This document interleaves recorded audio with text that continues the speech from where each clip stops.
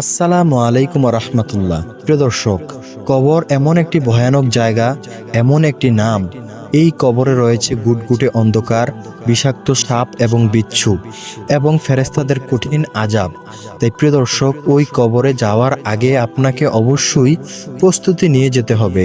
নবীজি সাল্লাল্লাহু আলাইহি সাল্লাম বলেন, ও মুমিন বান্দারা ও সাহাবীরা, তোমরা কবরে যাওয়ার আগে প্রকৃত ঈমানদার না হয় মৃত্যুবরণ করিও না এবং ওই কবরে যেও না, কেননা ওই কবরের আযাব তোমরা সহ্য করতে পারবা না।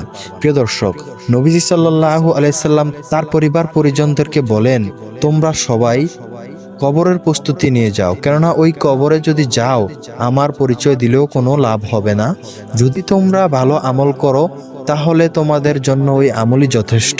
প্রিয় দর্শক, নবীজি সাল্লাল্লাহু আলাইহি সাল্লাম তার পরিবার পরিজনকেও বলেছেন এবং তার আদরের কন্যা হযরতে ফাতিমা রাদিয়াল্লাহু তাআলা আনহুকে ডেকে ডেকে বলেছেন, ও ফাতিমা, তুমি কবরের আযাব থেকে নিজে নিজেকে বাঁচাও, ওই জাহান্নামের আগুন থেকে নিজে নিজেকে বাঁচাও। প্রিয় দর্শক, নবীজি সাল্লাল্লাহু আলাইহি ওয়াসাল্লাম বলেন, ওই গহীন কবরে যদি কোনো বান্দা ঈমান না নিয়ে প্রবেশ করে তখন তার সাথে যে আচরণ করা হয় তা হলো, ওই গহীন কবরে তাকে যখন প্রবেশ করানো হয়, তার আত্মীয় স্বজন যখন তাকে দাফন করে এবং গোরস্থান থেকে 40 কদম দূরে চলে যায়, তখন সাথে সাথে দুইজন ফেরেশতাকে আল্লাহ তাআলা ওই কবরে পাঠান।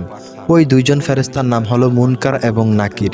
ওই মুনকার নাকির ফেরেশতারা তাকে এসে উঠে বসায় এবং তার সওয়াল জবাব করতে থাকে। প্রিয় দর্শক, নবীজি সাল্লাল্লাহু আলাইহি ওয়াসাল্লাম বলেন, ওই বদকার বান্দাকে ফেরেশতারা 3টি প্রশ্ন করে। প্রথম প্রশ্ন হলো, তোমার রব কে, তোমার দিন কি, তোমার নবী কে?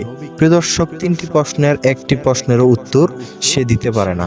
সে সবটির জবাবে বলে, আমি কিছুই জানি না, আমি কিছুই জানি না। তখন ফেরেশতারা তাকে আযাব দিতে থাকে। আল্লাহ রাব্বুল আলামিন ওই বান্দার উত্তরে এতটাই অসন্তুষ্ট হন যে আল্লাহ রাব্বুল আলামিন ডাক দিয়ে বলে, ও ফেরেশতারা, তোমরা এই নাফরমান বান্দাকে আজকে পাকড়াও করো এবং জাহান্নামের কঠিন আযাব দিতে থাকো, কেননা এই নাফরমান বান্দা দীর্ঘ এত বছর আয়ু পাওয়ার পরেও আমি আল্লাহকে ঠিকমতো সেজদা করে নাই এবং আমার নবী হযরত মুহাম্মদ রাসূলুল্লাহ সাল্লাল্লাহু আলাইহি ওয়াসাল্লামের দেখানো পথে চলে নাই। তাই তোমরা এই বান্দাকে আজকে শাস্তি দিতে থাকো। তখন আল্লাহ রব্বুল আলামিনের আদেশ পেয়ে ফেরেশতারা তাকে শাস্তি দিতে থাকবে। সর্বপ্রথম ওই বান্দাকে যে শাস্তি দেওয়া হবে তা হলো, কবরের এক পাশ লোহার চেয়েও শক্ত হয়ে যাবে, অপর পাশ এত দূরে চলে যাবে, সেই দূর থেকে সজোরে এসে তার শরীরে আঘাত করবে। প্রিয় দর্শক, সেই আঘাতের ফলে তার শরীরে যত হাড্ডি রয়েছে সমস্ত হাড্ডি চূর্ণ বিচূর্ণ হয়ে যাবে এবং তার এক পাঁজরের হাড্ডি অপর পাঁজরের হাড্ডিতে ঢুকে যাবে। প্রিয় দর্শক, একবার ভাবুন, কবরের এমন কঠিন চাপ আমি আপনি কি সহ্য করতে পারবো?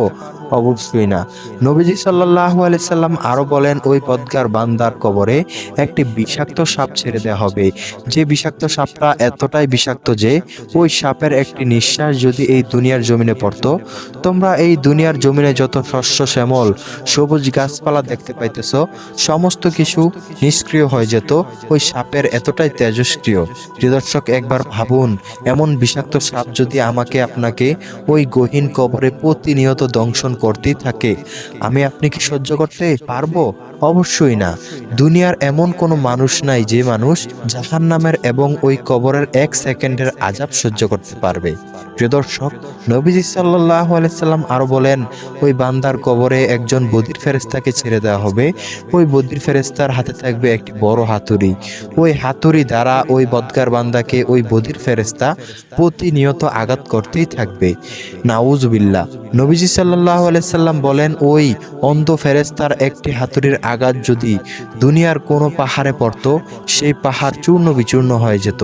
প্রিয় দর্শক, একবার ভেবে দেখুন, ওই হাতুড়ির আঘাত আমি আপনি কি সহ্য করতে পারবো?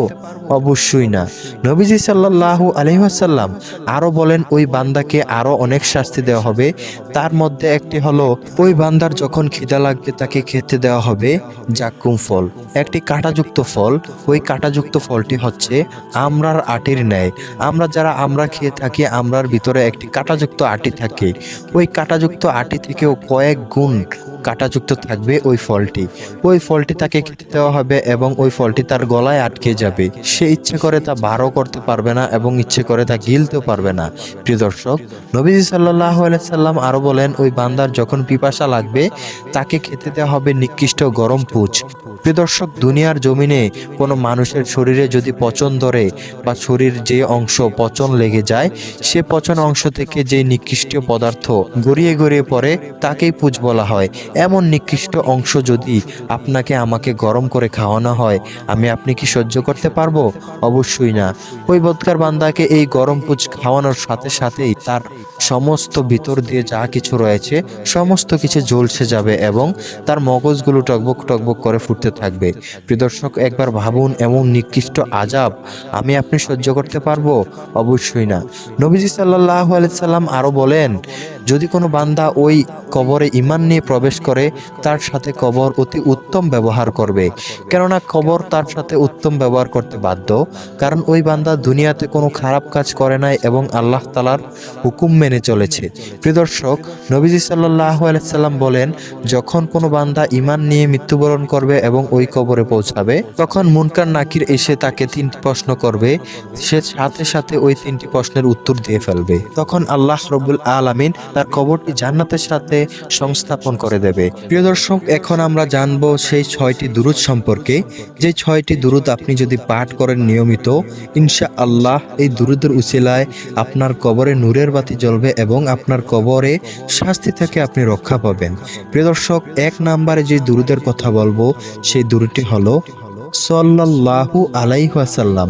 প্রিয় দর্শক, এই দুরূদটি অনেক ছোট একটি দুরূদ, সবাই এই দুরূদ পড়তে পারে। তাই সাল্লাল্লাহু আলাইহি ওয়াসাল্লাম এই দুরূদটি আপনারা বেশি বেশি করে পাঠ করবেন। যে ব্যক্তি একবার সাল্লাল্লাহু আলাইহি ওয়াসাল্লাম নবীর উপর দুরূদ পাঠ করে, আল্লাহ তাআলা ওই বান্দাকে সাথে সাথে 3টি পুরস্কার দান করেন। আল্লাহ রাব্বুল আলামিন ওই বান্দার 10টি গুনাহ মাফ করে দেন এবং ওই বান্দাকে আল্লাহ রাব্বুল আলামিন 10টি রহমত দান করেন এবং আল্লাহ রাব্বুল আলামিন ওই বান্দাকে তার আদালতে 10 ধাপ মর্যাদা বৃদ্ধি করে দেন। সুবহানাল্লাহ। যদি কোনো বান্দা দৈনিক 1000 বার এই দুরূদ শরীফ সাল্লাল্লাহু আলাইহি ওয়াসাল্লাম পাঠ করতে পারে, তাহলে আল্লাহ রাব্বুল আলামিন 10,000 গুনাহ মাফ করে দেবেন এবং তার আমলনামায় 10,000 রহমত ও নেকি দান করবেন এবং আল্লাহ তাআলার আদালতে তার 10,000 ধাপ মর্যাদা বৃদ্ধি করে দেবেন। সুবহানাল্লাহ, আল্লাহু আকবার। তাই প্রিয় দর্শক, উঠতে বসতে যখনই সুযোগ পান এই ছোট্ট দুরূদটি পাঠ করবেন, সাল্লাল্লাহু আলাইহি ওয়াসাল্লাম। এখন প্রিয় দর্শক, 2য় নম্বরে যে দুরূদটি রয়েছে, চলুন আমরা সেই দুরূদটিও জেনে নেই। 2য় নম্বরের দুরূদটি হলো জাযাল্লাহু আন্না মুহাম্মাদান মা হুয়া আহলুহু। প্রিয় দর্শক, আমি আবারও বলছি, আপনারা মনোযোগ সহকারে শুনুন। জাযাল্লাহু আন্না মুহাম্মাদান মা হুয়া আহলুহু। প্রিয় দর্শক, এই দুরূদটিরও অনেক মূল্য রয়েছে। এই দুরূদটি যে বান্দা একবার পাঠ করে, আল্লাহ তাআলার ফেরেশতারা ওই বান্দার নেকি লিখতেই থাকে। সুবহানাল্লাহ, আল্লাহু আকবার। প্রিয় দর্শক, 3য় নম্বরে চলুন যে দুরূদটি রয়েছে আমরা সেই দুরূদটিও জেনে নেই। 3য় নম্বরে যে দুরূদটি রয়েছে সেই দুরূদটি হলো আল্লাহুম্মা সাল্লি আলা মুহাম্মাদিন ওয়া সাল্লিম। প্রিয় দর্শক, আমি আবারও বলছি, আপনারা মনোযোগ সহকারে শুনুন। আল্লাহুম্মা সাল্লি আলা মুহাম্মাদিন ওয়া সাল্লিম। এই দুরূদটির অর্থ হলো, হে আল্লাহ, মুহাম্মদ সাল্লাল্লাহু আলাইহি ওয়াসাল্লামের উপর রহমত ও শান্তি বর্ষণ করুন। এই হাদিসটি রয়েছে সুনানি তিরমিজি, হাদিস নং 314। প্রিয় দর্শক, নবীজি সাল্লাল্লাহু আলাইহি ওয়াসাল্লামের উপর দুরূদ পাঠ করলে আরো অনেক ফজিলত রয়েছে। নবীজি সাল্লাল্লাহু আলাইহি ওয়াসাল্লামের উপর যেই বান্দা সব সময় দুরূদ পাঠ করে, ওই বান্দার জন্য নবীজি সাল্লাল্লাহু আলাইহি ওয়াসাল্লাম ওই কঠিন হাসরের ময়দানে সুপারিশ করবেন। যেই হাসরের ময়দানে কোনো বান্দা ভয়ে কথা বলবে না এবং কেউই অনুমতি পাবে না আল্লাহর সাথে কথা বলতে। সেই সময়, সেই কঠিন মুহূর্তে আপনার জন্য আপনার হয়ে নবীজি আল্লাহ তাআলার কাছে সুপারিশ করবেন এবং আপনাকে জান্নাতে হাতে ধরে নিয়ে যাবেন। সুবহানাল্লাহ। প্রিয় দর্শক, নবীজি সাল্লাল্লাহু আলাইহি সাল্লাম বলেন, ও বান্দারা, তোমরা বেশি বেশি করে আমার প্রতি দুরূদ পাঠ করে আমি নবীকে সাহায্য করো ওই হাসরের ময়দানে সুপারিশ করার জন্য।